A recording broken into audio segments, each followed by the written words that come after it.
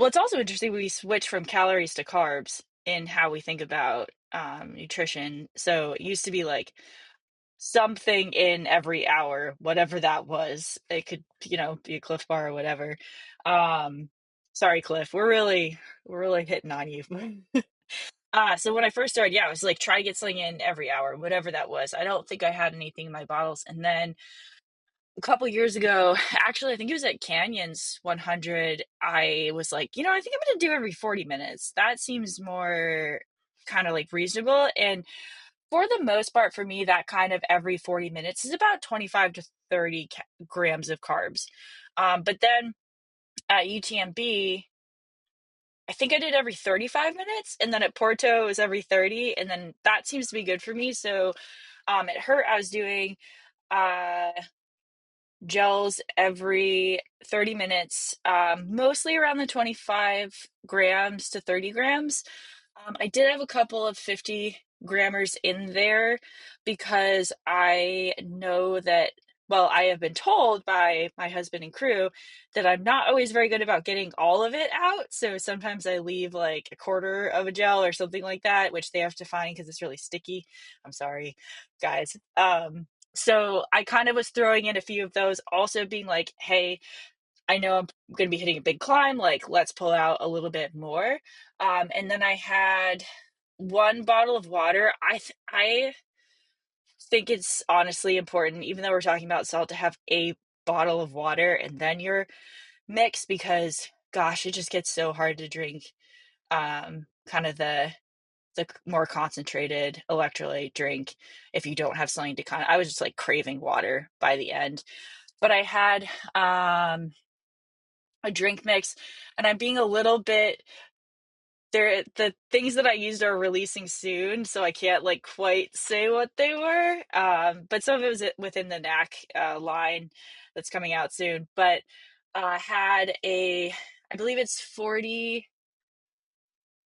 grams of carbs and um I think 500 milligrams of sodium drink mix, and I was splitting that because um so I would do bottle of water, bottle of the mix, and then was getting a new bottle of water.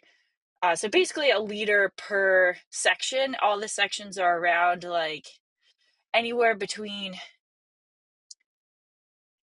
an hour and then as you're slowing down like to an hour and 45. But it's luckily generally getting cooler as you're kind of getting slower.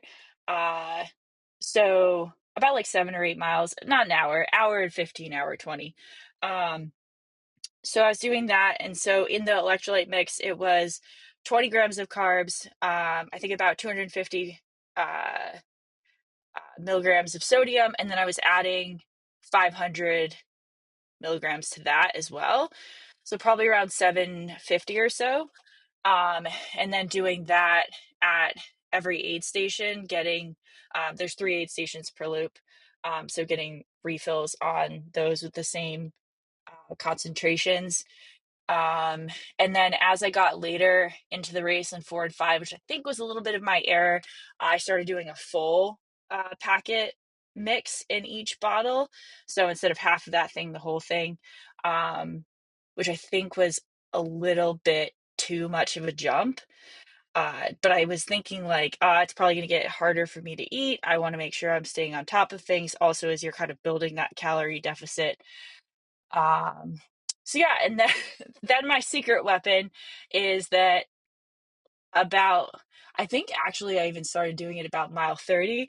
I would come into an aid station because it's also super hot, and I would slam back like a Coke or a Mountain Dew, and then you go right into big climbs. Like everything out of an aid station is a big climb, and so I'd be like, "Climbs powered by Coke. This is so great," and that was kind of awesome. And I actually didn't really feel like a lot of energy or spikes on that, but I feel like that was kind of topping me off.